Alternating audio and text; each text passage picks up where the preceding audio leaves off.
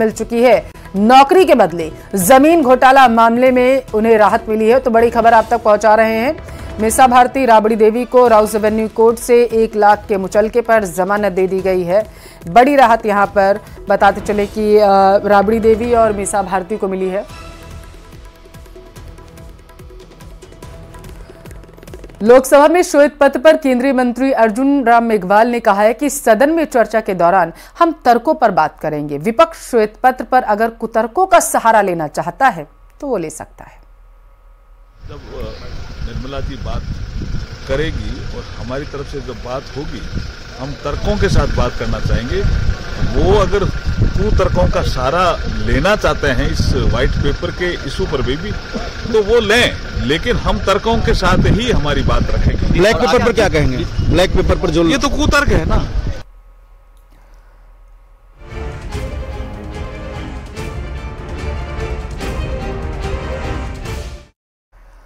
उत्तराखंड के हल्द्वानी से जहां हिंसा के बाद प्रशासन ने बहुत बड़ा पर्दाफाश किया। प्रशासन का दावा है कि हल्द्वानी में पूरी प्लानिंग के तहत हिंसा हुई है। प्रशासन ने दावा किया है कि जब नोटिस दिया गया था तब छतों पर पत्थर नहीं थे, लेकिन बाद में पत्थर जुटाए गए और पुलिस के साथ निगम की टीम पर भी पथराव किया गया।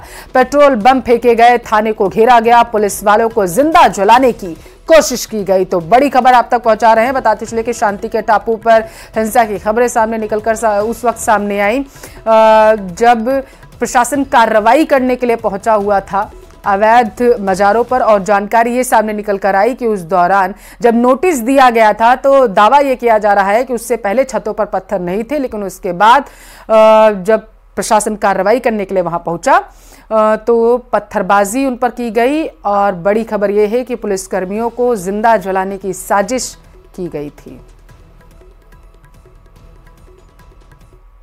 प्रॉपर्टी पर जो कि खाली प्रॉपर्टी है, जिसमें 2 स्ट्रक्चर्स हैं जो कहीं पर भी ना तो किसी धार्मिक संरचना के रूप में रजिस्टर्ड हैं, ना ही किसी प्रकार से मान्यता प्राप्त है। उन स्ट्रक्चर्स को कुछ लोग मदरसा कहते हैं, कुछ लोग उसको नमाज स्थल कहते हैं, लेकिन उसका विधिक रूप से दस्तावेजों के अंतर्गत कोई अस्तित्व वर्तमान में नहीं है। उनको हमने खाली कराया, जो ओपन स्पेस था उसका कब्जा ले लिया गया और एक नोटिस परिसंपत्तियों पर, स्ट्रक्चर्स पर चस्पा करा गया, क्योंकि कथित रूप से ये एरिया मलिक का बगीचा नाम से जाना जाता है, जबकि कागजों में जो डॉक्यूमेंट्स हैं, दस्तावेज हैं नगर निगम के, वहां मलिक का बगीचा के नाम पे दर्ज नहीं है, नगर निगम की नजूल भूमि के रूप में दर्ज है। तो इन स्ट्रक्चर्स पर नोटिस चस्पा करे गए और खुद से ही अपना अतिक्रमण 3 दिन के अंदर हटाने के निर्देश दिए गए। 3 दिन के अंदर अतिक्रमण न हटाए जाने की दशा में या तो अपने अभिलेख प्रस्तुत करेंगे जिसके स्वामित्व सिद्ध हो सके, या तो हटाएंगे, अदरवाइज नगर निगम द्वारा हटा दिया जाएगा। ये बिल्कुल क्लियर इंस्ट्रक्शंस संबंधितों को 30 तारीख को दे दिए गए थे। ये वो फुटेज है जब फर्स्ट टाइम आगजनी शुरू करी गई, जब पहली गाड़ी या पहली बाइक को आग लगाई गई है। ये उस वक्त की फुटेज है। ये पूरा जो है उस वक्त तक का ड्रोन से वीडियोग्राफी वगैरह करी जा रही थी। ये आप मॉब देखेंगे, ये वो मॉब है जो पहली बार इकट्ठा होना उस गली में शुरू हुआ जब आगजनी शुरू करी गई। जो पेट्रोल बम फेंकना है या किसी भी प्रकार का वायलेंस है जो शुरू किया गया, उस वक्त ये मॉब इकट्ठा हुआ अचानक से। ये डिमोलिशन ड्राइव शुरू होने के 45 मिनट्स बाद की फुटेजेस हैं। जब थाने पर पेट्रोल बम फेंके गए, थाने के बाहर जो वाहन खड़े हुए थे उनको जलाया गया, थाने के अंदर जो ऑफिसर्स फंसे हुए थे उन पर अटैक किया गया। ये उस वक्त की वीडियो फुटेजेस हैं। इसमें आपको दिख रहा है कि कोई भी फोर्स ना तो किसी के साथ कोई जोर जबरदस्ती कर रही है, ना किसी को किसी प्रकार का नुकसान पहुंचाने की कोशिश कर रही है। ये थाने पर जब आने शुरू हुए, इकट्ठा होने शुरू हुए, और थाने के बाहर जो आप लोगों की बाइक्स भी थी, पत्रकारों की, पुलिस के वाहन वगैरह भी खड़े हुए थे, अन्य भी आम जनता के आसपास के लोगों के वाहन खड़े हुए थे, ये उस वक्त उन पर अटैक की और उनमें आगजनी की फुटेजेस हैं। ये भी अनप्रोवोक्ड है, किसी ने प्रोवोक नहीं किया, किसी ने नुकसान पहुंचाने की कोशिश नहीं करी, किसी ने किसी को जो है चोट पहुंचाने की कोशिश नहीं करी। उसके बावजूद इस तरह का अटैक बिना प्रोवोक करे, बिना हार्म करे करा गया। पुलिस थाने में फंसे हुए अधिकारियों के ऊपर, उनको बाहर नहीं निकलने दिया गया, उनको वहां पर अंदर जिंदा जलाने की कोशिश करी गई। आगजनी करी गई है, जहां गाड़ियां जलाई गई, जहां लोगों की शटर के आगे, दुकानों के आगे आग लगाने की कोशिश करी गई, ऑफिसर्स की गाड़ियों में आग लगाने की कोशिश करी गई, ये उसकी फुटेजेस हैं। 15-20 दिन से हल्द्वानी के अलग अलग क्षेत्रों में और उससे पहले से भी माननीय उच्च न्यायालय के आदेश के बाद भी अतिक्रमण पर कार्रवाइयां हुई हैं। अन्य जो स्टेट गवर्नमेंट के द्वारा भी जो है सरकारी भूमि पर अवैध अतिक्रमण को हटाए जाने के संबंध में जिला स्तर पर टास्क फोर्स गठित करी गई है। सरकारी संपत्तियों की सुरक्षा के दिशा निर्देश दिए गए हैं। सरकारी संपत्तियों की GIS मैपिंग करी जा रही है। जो कब्जे हैं उनको हटाया जा रहा है। जो सरकारी परिसंपत्तियां हैं उनको सुरक्षित करने हेतु अधिकारियों के उत्तरदायित्व निर्धारित करे जा रहे हैं। आपके मीडिया के द्वारा इसको समय समय पर रिपोर्ट भी करा गया है। पिछले 15-20 दिनों से एक ड्राइव हल्द्वानी क्षेत्र में नगर निगम की परिसंपत्तियों के संबंध में चला।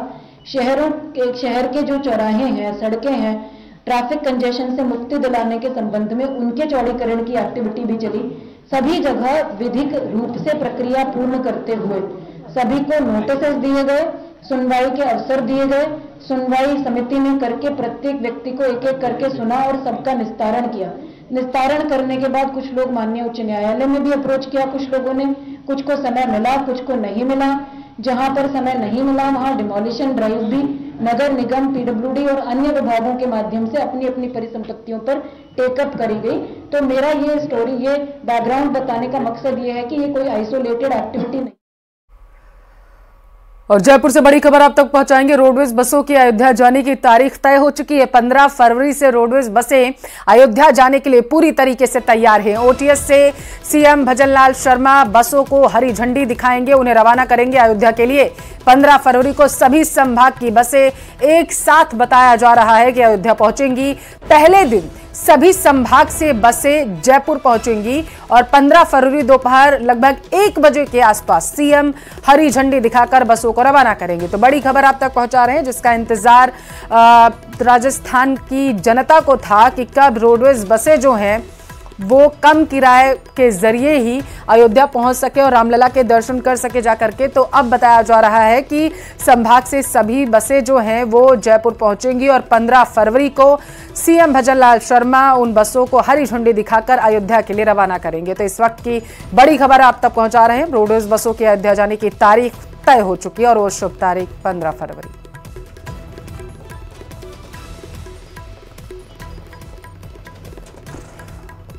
तो बताते चले कि हवाई मार्ग के जरिए और इसके साथ साथ ट्रेनों के जरिए अभी तक जो है यात्री सफर कर रहे थे अयोध्या तक पहुंचने के लिए, लेकिन अब ये बड़ी खबर कि रोडवेज बसें भी सीधा अयोध्या जाएंगी। ज्यादा जानकारी लेंगे, टेलीफोन पर संवाददाता आसिफ जुड़ चुके हैं। आसिफ, टाइम शेड्यूल जारी किया गया है क्या बसों का कि कौन सी तारीख को जाएंगी, कितने समय जाएंगी, पूरी जानकारी दीजिएगा।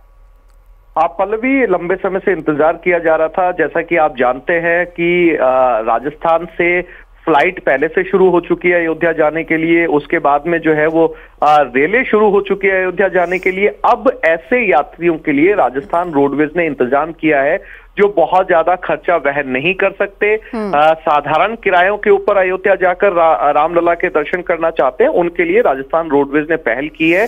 और पिछले कई समय से लगभग शेड्यूल तैयार कर लिया गया था। ये शेड्यूल CMO भेजा गया था और आज CMO ने उसके ऊपर जो है वो मोहर लगा दी है। वो 15 तारीख है। 15 तारीख को ये बसें शुरू हो जाएंगी राजस्थान रोडवेज की। आपको दर्शकों की जानकारी के लिए बता दें कि राजस्थान के 7 संभाग से ये बसें चलेंगी, चाहे वो भरतपुर हो, कोटा हो, अजमेर हो, बीकानेर हो, जयपुर हो।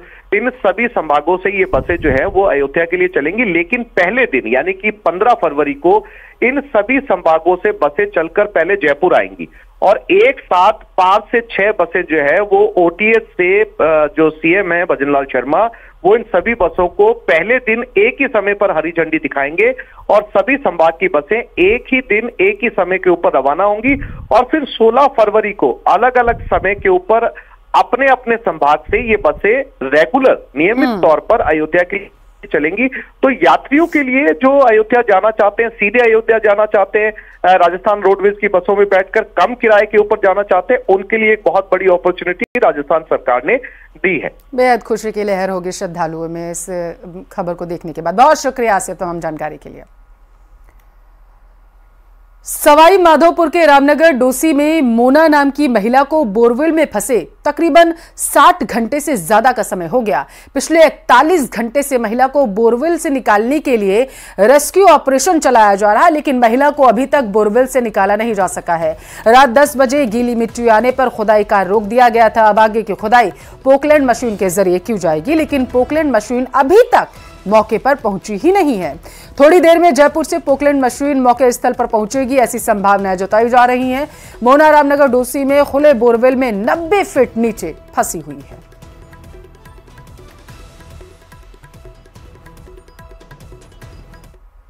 सुबह माननीय जिला कलेक्टर महोदय एवं माननीय एसपी महोदय के आगमन के पश्चात यहाँ पे रेस्क्यू ऑपरेशन का कार्य आरंभ हुआ, जिसमें 2 जेसीबी, 2 एलएनटी एवं 4 ट्रैक्टर ट्रॉली यहाँ पर लगाए गए थे और लगभग 10 से 15 फीट मिट्टी खोदने के पश्चात यहाँ गीली मिट्टी आने लगी, जिससे कि तकनीकी टीम से और इंजीनियर से राय ली तो उन्होंने बताया कि इससे दुर्घटना होने की संभावना है, मिट्टी धंसने की संभावना है। और यहाँ ग्रामीणों ने और सरपंच हमारे हैं यहाँ के जो गाँव के, उन्होंने भी अवगत कराया कि पूर्व में भी गीली मिट्टी धंसने से दुर्घटना हो चुकी है, इसलिए अल्प समय के लिए कार्य रेस्क्यू ऑपरेशन को थोड़ा सा विराम दिया गया है। इसके साथ ही आगे का जो कार्य है पाइलिंग मशीन से किया जाएगा, जो कि अभी जयपुर से रवाना होने में ही है, इसलिए जल्द ही ये कार्य पाइलिंग मशीन उन्नत तकनीक के सहारे इसका रेस्क्यू ऑपरेशन का कार्य किया जाएगा। हनुमानगढ़ का रुख करेंगे, जहां से बड़ी खबर है। लोहे की रॉड से पीट कर युवक की हत्या कर दी गई। इलाज के दौरान बताया जा रहा है कि संदीप ने दम तोड़ दिया था। दूसरे युवक सोमा सिंह का भी इलाज किया जा रहा है अस्पताल में। संगरिया थाने में आधा दर्जन आरोपियों पर मुकदमा दर्ज किया गया है। संगरिया थाना क्षेत्र के जंडवाला सिखान की ये घटना जो है वो बताई जा रही है। तो जानकारी ये है कि सिखान गांव में लोहे की रॉड से पीट कर एक युवक की हत्या कर दी गई है। हालांकि ये भी बताया जा रहा है कि एक युवक जो है वो गंभीर रूप से घायल है, जिसका इलाज किया जा रहा है। तो मृतक युवक का नाम संदीप है, ऐसी जानकारी सामने निकल कर आ पाई है। दूसरे युवक सोम सिंह का भी इलाज किया जा रहा है। तो दूसरे युवक सोमा सिंह का इलाज किया जा रहा है। संगरिया थाने में आधा दर्जन से ज्यादा आरोपियों के खिलाफ पुलिस ने मुकदमा भी दर्ज कर लिया है। आगे की जांच की जा रही है। तो हनुमानगढ़ से इस वक्त की बड़ी खबर।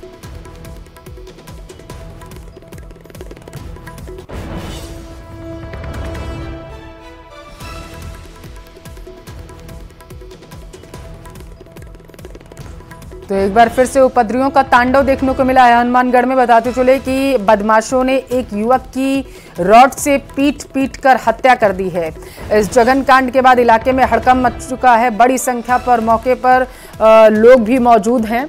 हालांकि बताया जा रहा है कि 2 युवक जो हैं वो घायल हुए थे। इलाज के दौरान एक युवक को मृत घोषित कर दिया पुलिस ने और दूसरे युवक का इलाज जो है किया जा रहा है। आधा दर्जन से ज्यादा लोगों के खिलाफ मुकदमा भी दर्ज कर लिया गया है। ज्यादा जानकारी लेंगे संवाददाता टेलीफोन लाइन पर राजू राम जुड़ चुके हैं। राजू राम, जरा बताइएगा ये जो आरोपी हैं ये कौन थे, क्या इनकी पहचान हो पाई है या फिर नहीं, और विवाद किस कारण हुआ था? जी बिल्कुल, ये जो लोग हैं इनका आपस का विवाद है और ये एक ही गांव के रहने वाले हैं और आरोपी जो है बिल्कुल नामजद मुकदमा हुआ है, जिसमें ये जसकरण सिंह है, रमनदीप सिंह है, हिम्मता सिंह है, जितेंद्र सिंह, मतलब ये गांव के ही लोग हैं और इनका आपस में कोई विवाद था। और रात्रि को ये जो है संदीप और सोमा सिंह बाइक पर जा रहे थे और ये आरोपीगण कार लेकर आए। पहले तो कार से बाइक को टक्कर मारी, जब वो नीचे गिर गए तो इसके बाद इन दोनों पर जो है लोहे की राड से बुरी तरह से मारपीट हुई इनसे, और जिसके बाद दोनों को गंभीर हालात में संगरिया लाया गया। हालांकि सोमा सिंह की हालात ठीक है, मगर संदीप को हनुमानगढ़ रेफर किया गया और यहाँ जो है चिकित्सकों ने उसको मृत घोषित कर दिया। इस संबंध में बाकायदा नामजद मुकदमा दर्ज हुआ आधा दर्जन आरोपियों पर और पुलिस जो है पूरे मामले की जांच कर रही है कि किस तरह का आपसी विवाद था। और घटना कार्य के बाद चूंकि वो लोग फरार भी हैं तो उनकी जो है गिरफ्तारी के प्रयास भी किए जा रहे हैं। जी ठीक है राजू, बहुत शुक्रिया तमाम जानकारी के लिए।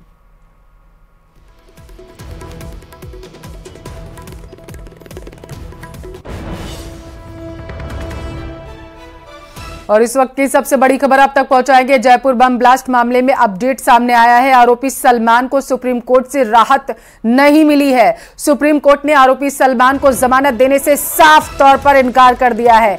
जिंदा बम मामले में अपने को नाबालिग बताकर आरोपी सलमान ने सुप्रीम कोर्ट में अर्जी दाखिल की थी।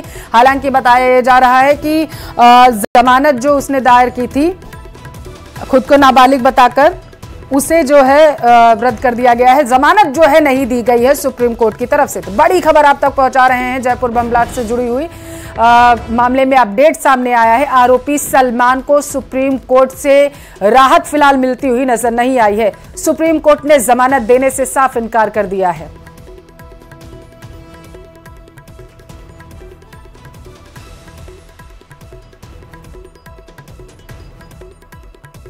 तो आरोपी ने खुद को नाबालिग बताया था और कहा था क्योंकि वो नाबालिग है इस वजह से एक नाबालिग आरोपी को जो रियायतें दी जाती हैं वो दी जाए। ज्यादा जानकारी लेंगे संवाददाता टेलीफोन लाइन पर सुशील जुड़ चुके हैं।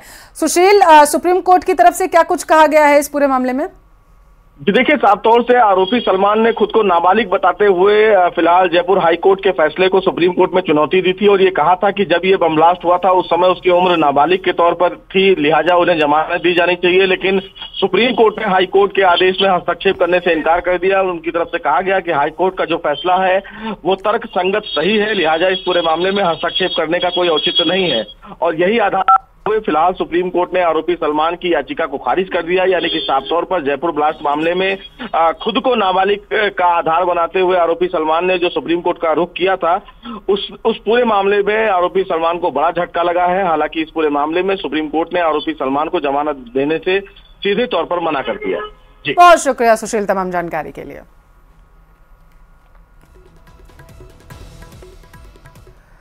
सीकर का रुख करेंगे जहां डिप्टी सीएम प्रेमचंद बैरवा लालासी गांव के दौरे पर रहेंगे और इस बात की जानकारी एडीएम ने दी है। उन्होंने बताया है कि डिप्टी सीएम प्रेमचंद बैरवा लक्ष्मणगढ़ पहुंचेंगे। दोपहर 2 बजे गांव चलो अभियान कार्यक्रम के तहत गांव लालासी में पीएम आवास योजना और उज्ज्वला लाभार्थियों से वो संवाद करते हुए नजर आएंगे। इसके बाद महिलाओं, वरिष्ठ नागरिकों, युवाओं और जनप्रतिनिधियों से संवाद करेंगे। रात्रि विश्राम लालासी में ही वो करेंगे, ऐसी जानकारी है। 10 फरवरी को लालासी में शिव मंदिर, राम मंदिर में वो दर्शन कर सकते हैं। इसके बाद अनुसूचित जाति जनजाति वर्ग से संवाद करते हुए नजर आएंगे। तो बीजेपी का गांव चलो अभियान 9 फरवरी से 11 फरवरी तक चलेगा और इस अभियान की शुरुआत मुख्यमंत्री भजन लाल शर्मा, प्रदेशाध्यक्ष CP Joshi, deputy CM Premchand Bairwa द्वारा किया जाएगा। भाजपा का गांव चलो अभियान के तहत पार्टी के नेता कार्यकर्ता गांवों में रात्रि प्रवास पर रहेंगे और इसी के तहत भाजपा प्रदेशाध्यक्ष सीपी जोशी भीलवाड़ा में तो मुख्यमंत्री भजनलाल शर्मा नागौर में रात्रि विश्राम करेंगे। मुख्यमंत्री भजनलाल के अलावा बताया जा रहा है कि deputy CM Premchand Bairwa, Sikar cabinet मंत्री राजवर्धन सिंह राठौर जयपुर दक्षिण, पूर्व नेता प्रतिपक्ष राजेंद्र राठौर चूरू और पूर्व प्रदेशाध्यक्ष सतीश पूनिया जयपुर शहर, अरुण चतुर्वेदी जयपुर दक्षिण, अशोक परनामी अलवर दक्षिण के प्रवास पर रहेंगे। राजस्थान में भी 9, 10, 11 को गांव चलो अभियान चलने वाला है। उसके तहत राजस्थान प्रदेश में इस अभियान की शुरुआत होने जा रही है। हमारे राजस्थान प्रदेश के मुख्यमंत्री श्री भजनलाल जी शर्मा, हमारे प्रदेश अध्यक्ष श्री सीपी जोशी जी और प्रमुख नेता इस अभियान की शुरुआत करने जा रहे हैं। राजस्थान की वित्त मंत्री दिया कुमारी के जरिए राजस्थान विधानसभा में पेश किए गए लेखानुदान में बेरोजगार युवाओं को बड़ा तोहफा दिया गया। आगामी वित्त वर्ष में 70,000 पदों पर भर्ती करने की घोषणा की गई। श्रीगंगानगर सहित प्रदेश भर के बेरोजगार युवाओं में 70,000 पदों पर भर्ती करने की घोषणा किए जाने से लोगों में उत्साह है।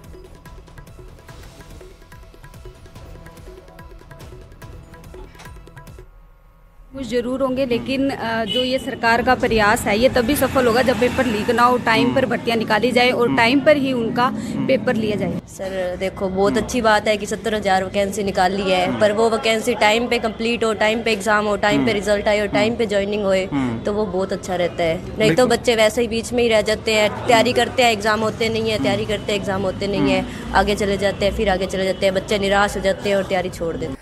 राजस्थान की वित्त मंत्री दिया कुमारी के जरिए पेश किए गए लेखानुदान में पेट्रोल और डीजल पर वैट दर नहीं घटाए जाने पर श्रीगंगानगर सहित प्रदेश के उपभोक्ताओं में खासी निराशा देखी गई। राजस्थान का सरहदी जिला श्रीगंगानगर, जहां पेट्रोल और डीजल के दाम देश में सबसे ज्यादा हैं, ऐसे में श्रीगंगानगर के उपभोक्ताओं के साथ पेट्रोल पंप डीलर्स खासी निराश।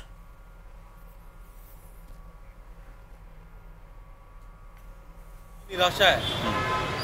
मुझे लगा कि मोदी जी गारंटी देंगे, अब तो ये काम होना ही होना है, पर मुझे नहीं पता था कि बड़े महानुभाव यहाँ बैठे हैं जिन्होंने मोदी जी की गारंटी को मोदी जी की वारंटी बना दी। इन लोगों ने एक शब्द नहीं बोला डीजल पेट्रोल पर। बड़ी हैरानगी और बड़ा परेशान हूँ मैं कि भाई तुम सबने यहाँ बोला था, गंगानगर में आए सब लोग, भजन लाल जी से मैं कर्णपुर में मिला, सीपी जोशी जी से मैं गंगानगर में मिला, दिया कुमारी जी से मिला, गजेंद्र सिंह शेखावत जी से मिला, सबने बोला कि मोदी जी की गारंटी है ये पूरी होगी। अब मैं इन सभी महानुभावों से हाथ जोड़ के पूछता हूँ कि भाई साहब वो क्या हुआ गारंटी का। जोधपुर की सीधी तस्वीरें आपको दिखाएंगे जहां पर पूर्व सीएम वसुंधरा राजे जो है वो पहुंची हुई हैं। दिवंगत चित्रा सिंह को श्रद्धांजलि देने के लिए पूर्व सीएम वहां पर पहुंची हुई हैं। सीधी तस्वीरें आप देख रहे हैं। पूर्व सीएम वहां के जो लोग हैं उनसे बातचीत करती हुई नजर आ रही है। मानवेंद्र सिंह की पत्नी चित्रा सिंह का बताते चले कि सड़क हादसे में निधन हो गया था कुछ दिन पहले, और उसी के बाद मानवेंद्र सिंह का और उनके बेटे का जो इलाज है वो अस्पताल में किया जा रहा था और इसके साथ ड्राइवर का भी इलाज किया जा रहा था। गुरुग्राम रेफर किया गया था उन्हें बेहतर इलाज के लिए। चित्रा सिंह का हालांकि जानकारी ये मिली थी कि घटना स्थल पर ही उनकी मृत्यु हो गई थी। तो दिवंगत चित्रा सिंह को श्रद्धांजलि देने के लिए पूर्व सीएम वसुंधरा राजे पहुंची हुई हैं।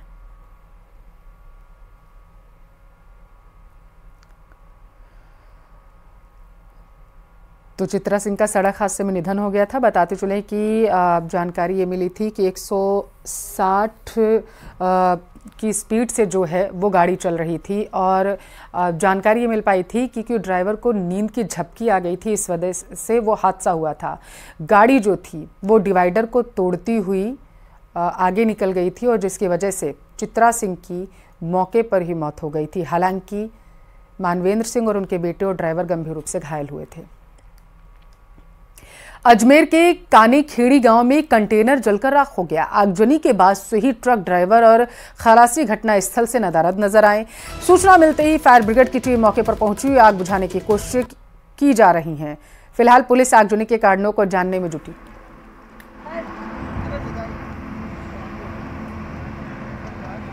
तो आग की सूचना पर फायर ब्रिगेड की टीम मौके पर पहुंच गई है। आग पर काबू पाने का प्रयास जो है वो किया जा रहा है। तो इस वक्त की बड़ी तस्वीरें आप तक पहुंचा रहे हैं। जोधपुर के बिलाड़ा नेशनल हाईवे 25 पर तेज रफ्तार से आ रही बस ने बाइक सवार को टक्कर मार दी, जिससे बाइक सवार की मौत हो गई है। बस की रफ्तार इतनी तेज थी कि बाइक बस के नीचे फंसने के बाद 200 फीट तक घसीटती चली गई। आसपास के लोगों और राहगीरों ने बाइक सवार के परिजनों को सूचना देकर उन्हें मथुरादास माथुर अस्पताल जोधपुर पहुंचाया। मृतक के 3 लड़के और 3 लड़कियां हैं, ऐसी जानकारी है। मौत के बाद मासूमों के सिर से पिता का साया उड़ गया। पुलिस ने मामला दर्ज कर जांच शुरू कर दी।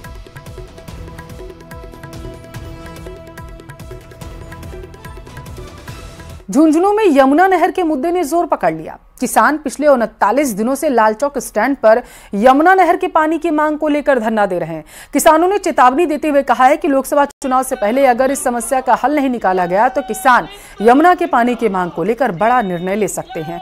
धरने पर बैठे किसान बताया जा रहा है कि 1994 में हुए यमुना जल समझौते को जल्द लागू करने की मांग कर रहे हैं। किसानों के मुताबिक 1994 में यमुना नहर लाने के लिए समझौता हुआ था, परंतु आज तक पानी नहीं मिल पाया, जिसके चलते बुहाना, सिंघाना, सूरजगढ़, चिड़ावा, पिलानी इलाकों में जल स्तर गिरने से ट्यूबवेल सूखने लगे हैं। पानी के अभाव में खेत अब बंजर होने लगे।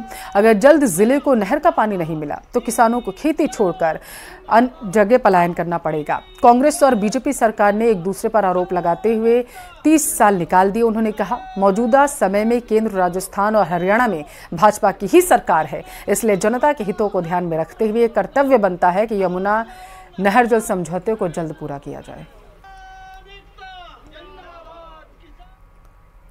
और चलिए इसी के साथ फिलहाल के लिए इस बुलेटिन में बस इतना ही। रुकते हैं एक छोटे से ब्रेक के लिए।